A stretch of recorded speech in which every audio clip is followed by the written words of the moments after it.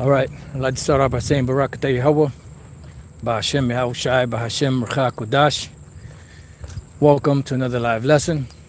The name of this one is Cast Your Burdens Upon Yahawah while Yahawashi. And pretty much, there's a lot of satanic activity going on out here, just in the world in general. As well as the prophecies playing out. The prophecies are popping like popcorn, all over the planet, and as they popping up like popcorn, or popping like popcorn, Satan is doing his thing, turning up, and, really, trying to, get brothers to, go off or fuck with brothers or, basically just, provoke brothers, to flip out, so on and so forth. And I was thinking about, just now that thought came into mind as I was preparing, putting the title in, how Yahawashi, when he was about to transfer over the power after he went back in the spirit world to the Apostle Peter, how he told the Apostle Peter, Satan, has desired to have thee, that he may sift thee like wheat. But I have prayed for you that your faith fail not. Because the Apostle Peter was going to take on a very serious, heavy, portion of the Spirit upon him, in a very serious position, underneath Yahawashi, because Yahawashi was going to leave and he was going to take over that position momentarily, to guide the rest of the disciples, and Yahawashi said, I have prayed for thee that thy faith fail not, and when thou art converted, strengthen the brethren, because, he would have to be a strong pillar in order, to, guide the other, the other disciples, because a lot of perilous things were happening back then. They got caught up in a lot of situations. They were locked up in prisons, they were ridiculed. The Apostle James got beheaded for the word of the Lord, and there were a lot of things that were happening back then that, they had to maintain, their integrity in the Lord. And, you have these individuals that like to carry guns to camp, and pretty much, that scripture where, the Yahawashi asked them if they had any swords, and they said they have two. He said, it is enough. Well, right after that, they said that, Yahawashi was speaking about Judas Iscariot and how he was going to betray him. And they came, and he betrayed the Lord to the wicked Pharisees and Sadducees, and Peter pulled his sword out and cut off Malchus' ear, and Yahawashi said, put up thy sword, and they were saying, should we smite now? Should we smite now? And pretty much, why didn't Yahawashi tell them, yeah, get busy, because this is why I told y'all to grab those swords, because we were about to get into some shit. But no, he told the Apostle Peter, and he just said in general, he that liveth by the sword shall die by the sword. So at the end of the day, we are to cast our burdens upon the Lord and everything that we have upon him, because he's the one that's going to make, get us through. He's the one that's going to give us the protection that we need in these times. Because as the scriptures say, vain is the help of man. It also speaks about, cursed be he that trusteth in man and maketh arm his flesh. And he said, and it also says, some trust in horses and some in chariots, but we will trust in the name of Yahawah Bashem Yahawashi. That's why that name is a strong tower to protect and guide and keep the elect of the nation of Israel. I didn't do a video yesterday on this particular channel, but I did do a couple of videos with the elder apostle Rakah on his channel. You know, we did a couple of videos on there. You know, he asked me to sit in with him, so I said, yeah, no problem. So we did a couple of videos. You know, the spirit was rolling, so I didn't get a chance to do a video on here. But it's not that I didn't do any, it's just that I didn't do any on this particular channel. You know, so if I remember, I'll see if I can get the Apostles page and link it, you know, in the description box. And if any of you brothers know offhand, once this video goes up, or if you can right now within the comment board, you know, just post, you know, the link of the Elder Apostle Rakah's channel on the comment board. That way, you know, brothers and sisters that don't have it can go there, subscribe, and watch the videos and be edified, you know. And you know, so I didn't get a chance to do a video on here yesterday, but I did do some videos with the Elder Apostle Rakah and the Elder Damashapad, you know. And today, you know, I was feeling like real vexed in my spirit, you know. Been like, you know, pretty much the whole day I just been like real agitated. And you know, the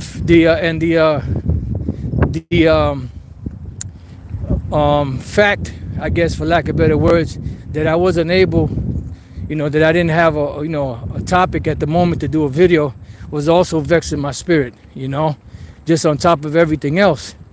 So, you know, I decided just to go for a little walk, kind of clear my head. And then I ran into both the Elder Apostle Rakah and Elder Damashapad on the trail, and we talked for a little bit. And I was just listening to a video by the priest Zakar from the New York camp, you know, where he said he got delivered, pretty much got delivered from a nigger moment. And he went to explaining how this one individual, you know, this demon, this dread-headed demon, you know, parked his car, you know, him and this woman in, you know, on the passenger side. And he was just sitting there for a while. It kind of kept creeping up. And the brother was having a spiritual conversation with another brother on the phone, and how the Lord is with brothers, and, you know, and he kept saying that he kept keeping an eye on the individual, you know, because he noticed it, and he noticed him creeping up. So he kind of kept his eye out. He said he started driving, and he drove in front of him. And then when he drove in front of him, he said the dude got out with a knife and tapped on the brother's window. And he, you know, the brother looked at him, you know, like if he was crazy, and he just kept, you know, he ignored him, just kept on talking to the brother. So he tapped again. So, you know, the priest just drove off, you know, and he said the dude just went into the store, you know. Now, he's lucky it wasn't somebody else. Somebody else would have probably shot that asshole, you know, and then the police would have came and he would have been justified.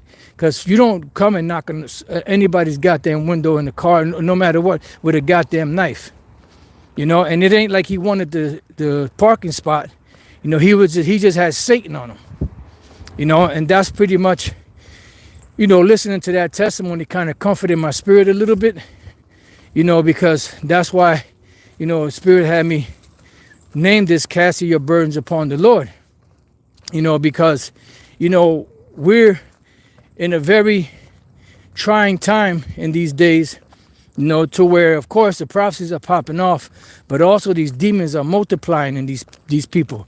You know, these demons they've been active, and they're activated even more now, you know. So on top of being circumspect, you know, we have to always say our prayers. Just finished watching the video Elder Apostle Gabar did about pray, you know.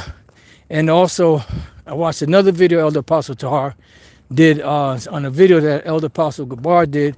And plus, you know, as Elder Apostle Gabar mentioned, just like we always mention, that Apostle Rakah, he's a very big proponent on prayer. And any of you brothers that's been around him, he's always pushing prayer. You know, we leave the house, get in the car, set up a prayer for the Lord to protect us from these maniac drivers, accidents, you know, from the cops, you know, so on and so forth. From any altercations, let us get home, you know, do what we have to do and get back home safely, so on and so forth.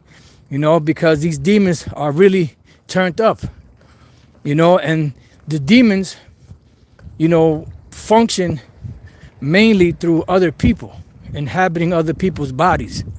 You know, just like you have a spirit comes on the earth, and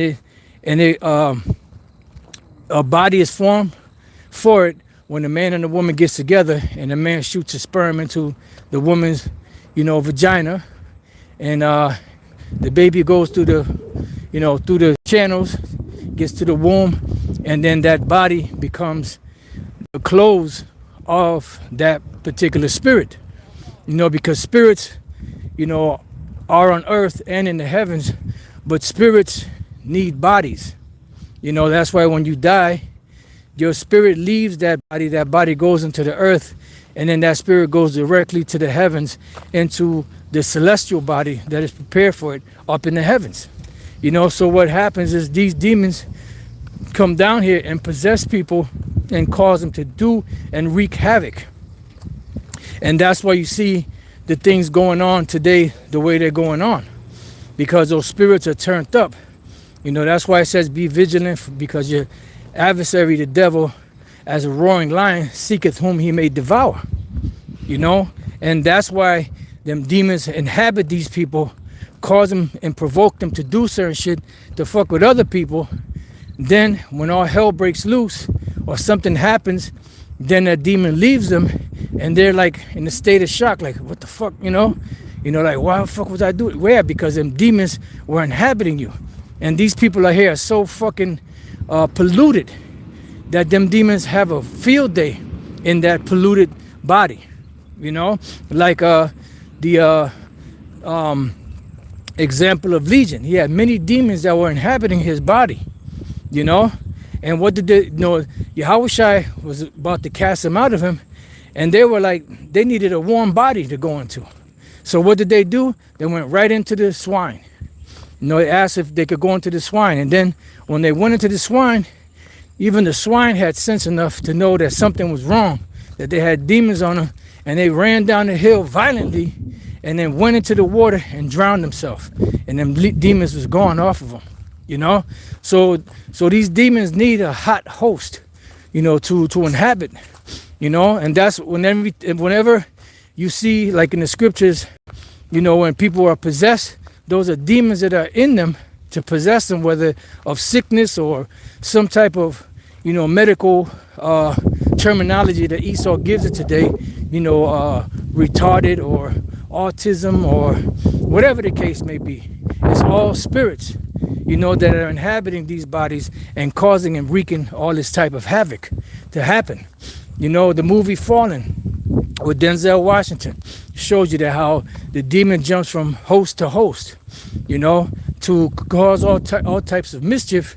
And then once the demon leaves, the individual doesn't understand why they were doing what they were doing. You know, so these demons out here are real. These spirits out here are real.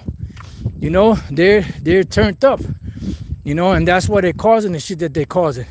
At the camp Friday, you know, this past Friday in Indianapolis, you know, we were talking about how the angels, you know, which are also spirits, they're around. So spirits are real, whether they're righteous spirits or wicked spirits. They're real. The angels are there, you know, all around, you know, protecting the elect and serving out judgment to the wicked out there. You know, whether they're wicked Israelites or wicked heathens or whatever the case may be. You know, the situation that's over there right now in the land of Israel, between the Israeli and the Palestinians, those are demons turned up over there, because the Lord is causing that to happen. You know, remember, the Lord said that the angels of the Lord are bound around the great river Euphrates, you know, and then the Lord said, you know, there's going to come a time when the Lord is going to withdraw the angels and allow all hell to break loose to finally finish fulfilling, you know, one of the final prophecies, which would be World War III, but not before the MOTB, you know. So, you know, these spirits are real. They're real out here. But the problem is most people don't believe it because they can't see it, you know. And if they can't see it, that means they can't perceive it. So if they can't perceive it, then they won't believe it. And I wasn't trying to drop a hot bar or nothing like that. It was just the way it came out, you know? But yeah, you know, this, you know, so these spirits are turned up out here. Demons are real. Angels are real. Spirits are real. You know, and they're doing what they're supposed to be doing. They're turning shit up. You know, so as we progress in the truth, as we, you know, move about in our day-to-day lives, you know, we have to be very aware and vigilant of these things, you know, to, you know, avoid being in certain areas. You know, if you necessarily have to go there, go get what you got to get and get the fuck out, you know? I mean, like a particular store, if you have to go to a Walmart and you know there's a hood Walmart down the street and you know that there's a Walmart that where Esau frequents and it's 20 minutes away, 25 minutes away, guess what? Take the extra drive to go over there to avoid that place as much as possible. Because what you have to understand is that the demons in them see the spirit of Yahawashi in us and it gets activated. Just like whenever Yahawashi would walk by, you know, them demons would be like, son of David, have you come to, you know, to torment us before the time? You know, we know who you are. You're the son of the Most High, the son of David. And Yahawah said, shut the hell up.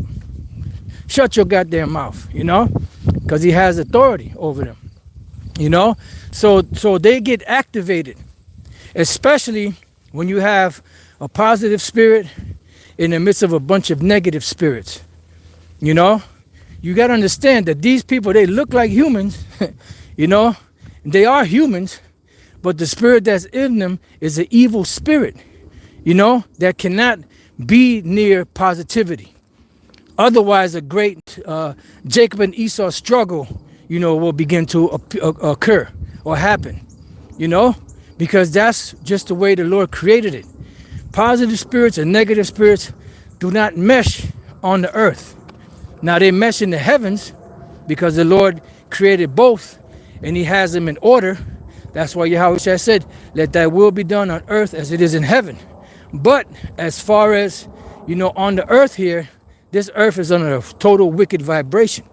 So if you're trying to live positive, you're going to make yourself a prey, you know, and we're going to make ourselves targets to these negative spirits out here that are trying to, you know, destroy us, that are trying to provoke us, you know. So to avoid that, we avoid being in those areas or around these people, you know, that are like that.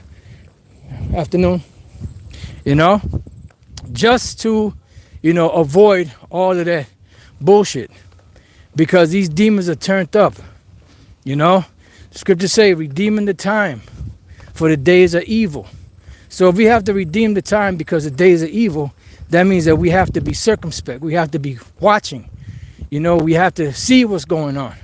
And we have to understand what's going on. And the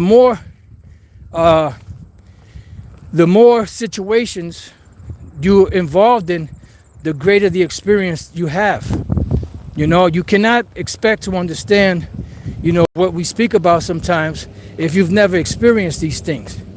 This is not a thing of you read it in a book and all of a sudden you're an expert. Yeah, you may be an expert in reading it and bringing it out and talking about it, you know, because of what you read. But you've never actually experienced that. So if you never experienced that, you won't really know what to look for. You know, but when, you know, you are constantly going through that and seeing it and seeing situations playing out on the earth, you know, with these spirits and these demons and how they act and react, then you become more experienced. You know what to look for, you know what to look out for, you know what to avoid, because you know that if you put yourself in that situation, there's going to be nothing more than a cluster of demons awaiting to pounce on you when you go in that area, because the negative spirits, you know, will always attack the positive spirits as long as we're on the earth. You know, as long as the earth is still being ruled in this negative light of wickedness, you know. So, you know, be circumspect. Cast your burdens upon the Lord. Always pray, like Elder Apostle Gabar said, pray before you leave your house. Yes, always. You know, Apostle Rakai, you know, he says his prayers in the morning. Then we get in the car, he has either himself or one of us say a prayer of protection that we may get to and from, or we got to go safely, you know? So keep that in practice, because that is a part of our power. That is a part of, you know, the mechanism of refuge, you know, the mechanism of protection. You know, we have to keep ourselves surrounded by the positive vibes of Yahawashi, you know, because when we come out here, especially out in the world, we are surrounded by nothing but goddamn demons. You know, they look like humans, but they're nothing more than predators. They're nothing more than demons. You know, they're nothing more than evil spirits. You know, because these fucking assholes out here they're infested with goddamn demons, you know? So you have to, you know, be circumspect and avoid these situations. And if you find yourself in that situation, for whatever reason, pray to the Lord, you know, that he protects and guides you from these demonic spirits out here. Because they're out here and they're real. If you don't believe that, then, hey, I don't know what to tell you. You know, maybe you might be a demon if you don't believe that, you know? But, you know, I just wanted to make a mention of that. Like I said, my spirit was vexed. I started watching, you know, the priest, his video, and I started feeling better. You know, it started comforting my spirit when I heard, you know, the testimony that he gave. You know, it really gave me, you know, like a boost. And like I said, when I ran into the apostle and the elder Demashapat, you know, that even boosted my spirit even more. So I'm happy for that. So with that, you know, I pray that you brothers and few sisters have been edified. To the next time I say, Shalom.